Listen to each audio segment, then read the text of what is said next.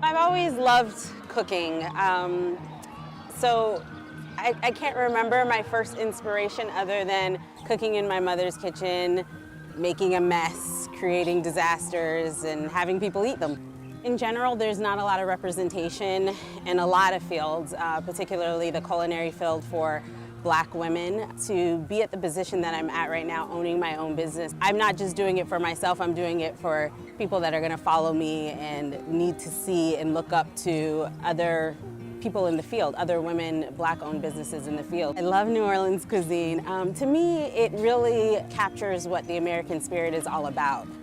Our history is so varied, and it's troubling, it's sad, and all these things. And really, I feel like Cajun Creole cuisine is the only cuisine that captures all of that.